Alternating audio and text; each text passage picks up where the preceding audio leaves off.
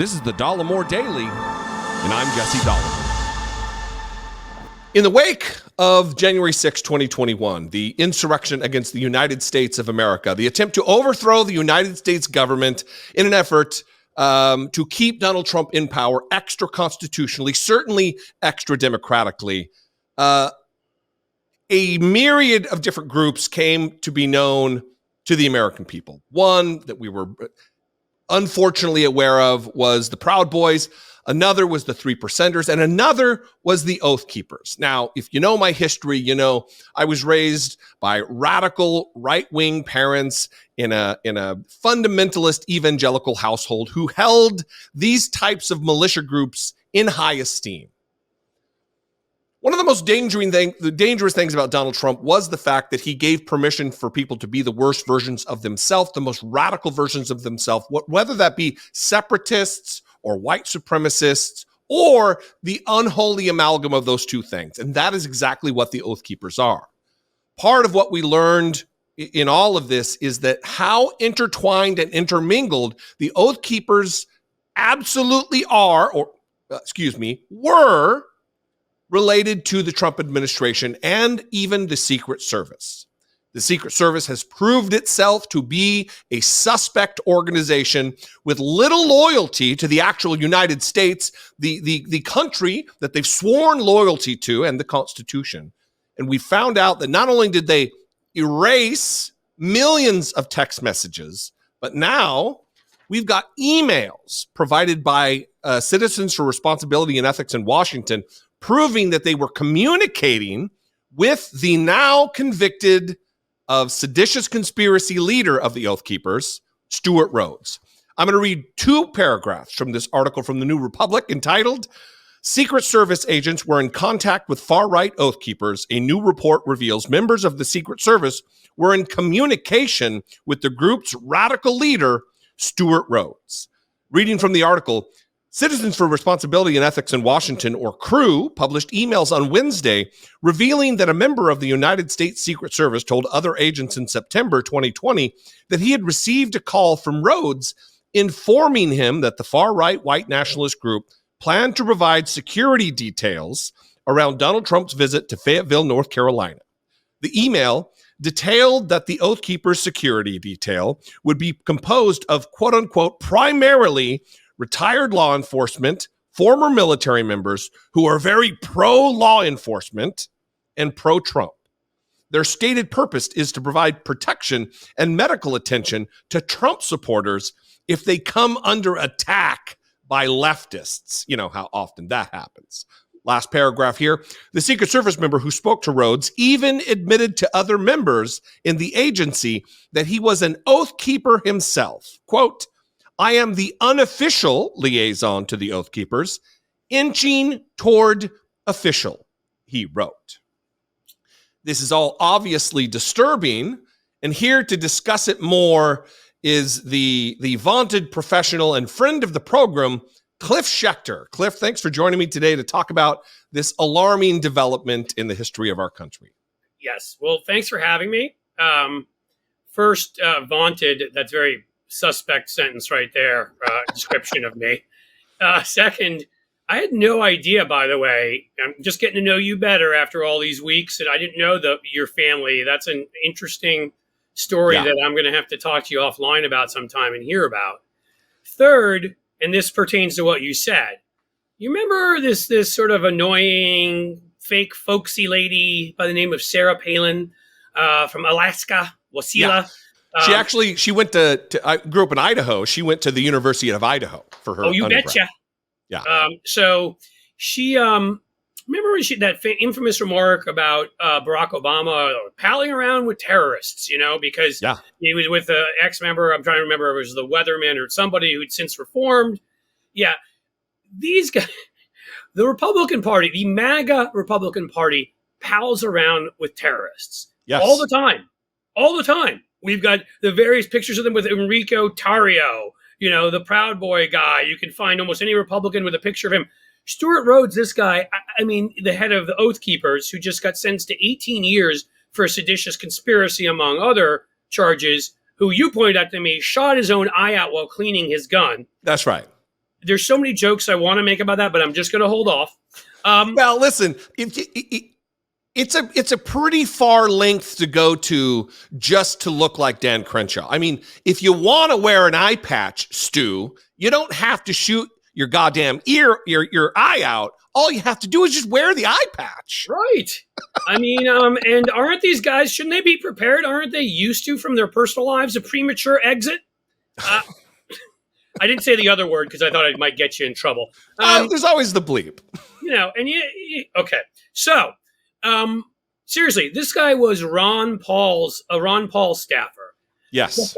The fact that whole Ron Paul world, where their former campaign manager for Rand Paul, I believe he was for Ron too, Jesse Benton, who was married to the family, was found to be passing secrets to the Russians involved with them. The fact that Ron Paul wrote these newsletters, did huge in Russia, these white nationalist newsletters, and Rhodes was working for him.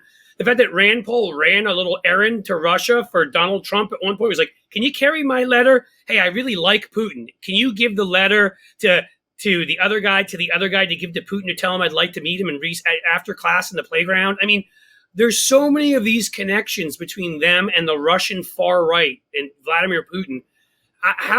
Only Democrats, when Republicans can see one dinner and say, Obama pals around with terrorists. These people literally, we now found out after all that the Secret Service are regularly communicating with these guys who are terrorists. It is alarming hypocrisy that it's just out in the open now. The mask is off about who these people are. They claim to venerate. I always have my copy of the Constitution, just like a prop, like Republicans use it. They claim to venerate this believe document. In it a little bit more than they do. Sorry. That's right. Well, they claim to love this so much, yet the people who are supporting their agenda are literally convicted by a jury of their peers of seditious conspiracy and sent away to nearly 2 decades in prison for their crimes against the nation. These are the modern Republican Party. I want to read to you just briefly 2 sentences from this email here. I'll put it up on screen. This is what Crew, by the way, if you have a couple extra dollars, you want to support an organization that does good work, Crew does good work. This is good morning. As you may recall, I am the unofficial liaison to the Oath Keepers, inching toward official. They are primarily retired law enforcement, former military members who are very pro-LEO, law enforcement officer, and pro-Trump. And then here in the second page, they are not there to demonstrate or to push a political agenda. Yeah. This is clearly propaganda. If anything that we know about the Oath Keepers is that they're absolutely there to promote an agenda and to demonstrate, as we witnessed during the insurrection. What do you think about this? I mean, it should be in a sea of already insane, a sea of insanity, let's call it, over the last 7 years of the things we never thought we'd see. Trump bowing down to Putin in Finland and Helsinki, saying he believed Putin over our own CIA. That's just one of, I don't know how many examples. I mean, this should shock people. Again, these are domestic terrorists as defined by the judges who convicted them. These are people who their whole oath-keeping thing is they will attack their own government when they believe that their reading of that Constitution of yours is better than ours. And considering most of them can't read, I don't trust them. Yeah. They're a far right, mostly white male group of people who are in military or police organizations. Rhodes is the most recent one. Numerous others have been arrested for violence and other types of activities. This should scare everybody. I mean, Mike Pence, we still know, refused to get in a car with the Secret Service that day. Why? Why was Chuck Grassley up there saying he was going to be the one to certify the votes? But Mike Pence was scared to get into a car with them. And I'll leave you with one other thought. Dan Bongino is a former Secret Service member. That's right. If you can vet any worse than Dan Bongino, I would like to see that vetting. I mean, this should scare us. These are the guys that get alone time with the president. These are the people that have the opportunity to assassinate. Yeah, these are the members who are still guarding the current president of the United States, correct, Joe Biden, who do not have loyalty, less important to him, but to the Constitution to which they swore an oath. These are dangerous domestic terrorists. That might be harsh, but let's call it what it is.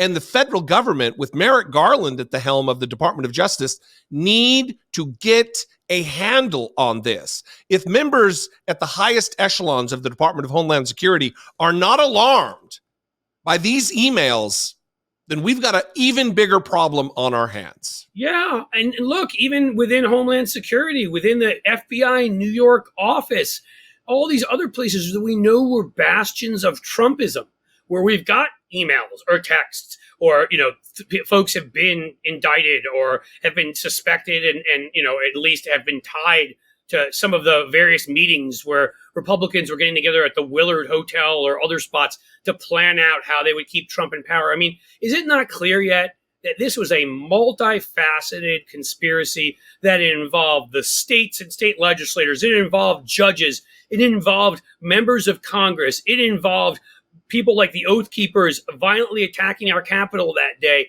There was a huge, multifaceted, months-long plan, such to the point that Dick Cheney and other living defense secretaries felt a need to write an op-ed for the Washington Post reminding soldiers of their duty to the United States, and that it wasn't to any one president, that it was to the Constitution right around that time.